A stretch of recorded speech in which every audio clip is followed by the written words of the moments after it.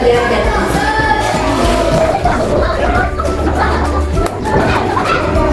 Nah, di sini Ibu akan menjelaskan tentang bagian-bagian tumbuhan.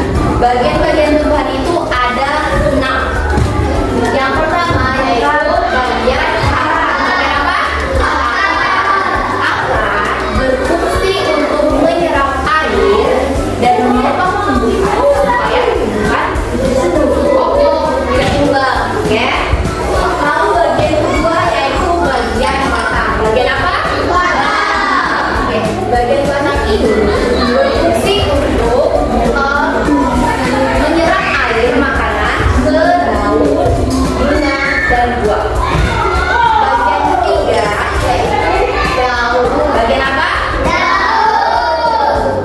Daun ini menyerap sinar matahari lalu melakukan fotosintesis. Ada yang tahu nggak apa itu fotosintesis? Ya tahu. Fotosintesis adalah proses menghasilkan makanan oleh tumbuh-tumbuhan. Lalu muncullah yang namanya bunga. Bunga ini melakukan perkembangbiakan. Lalu setelah bunga muncullah yang namanya bagian buah. Buah apa ini? Suka makan buah apel?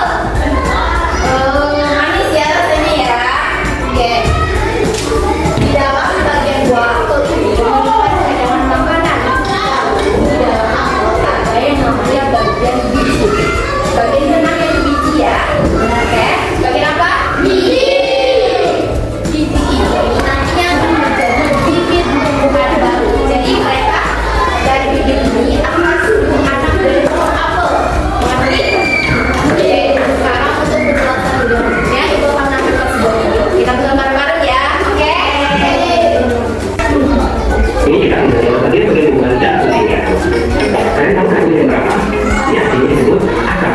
Akar berfungsi untuk menyokong tumbuhan agar tidak mudah tumbang.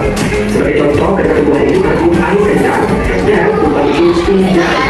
Selain itu, ada manfaat lain yaitu untuk menyerap air dan mineral dan tanah. Seperti ini menjadi yang baik. Bagi kemana ya air dan mineral tersebut? Air dan mineral tersebut akan kita berubah yang lain disebut batang. Batang sendiri memiliki fungsi sebagai munculnya daun, bunga, dan buah. Ada fungsi lain yaitu untuk mengalirkan air dan mineral ke seluruh bagian tumbuhan. Yuk kita lanjut ke bagian tumbuhan berikutnya yaitu daun. Fungsinya adalah sebagai tempat pasukan gas karbon dioksida jenis oksigen atau disebut respirasi. Selain itu, daun juga sebagai tempat terjadinya fotosintesis. Satu lagi fungsinya daun, yaitu berfungsi sebagai tempat pengurangan air atau disebut respirasi. Coba kalian perhatikan di sini.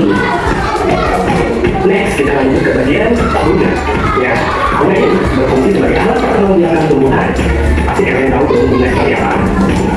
Bunga ini bisa menjadi dua loh kalau terjadi penyebukan. Nah, seperti contoh pada gambar dari bunga kemudian menjadi buah mangga.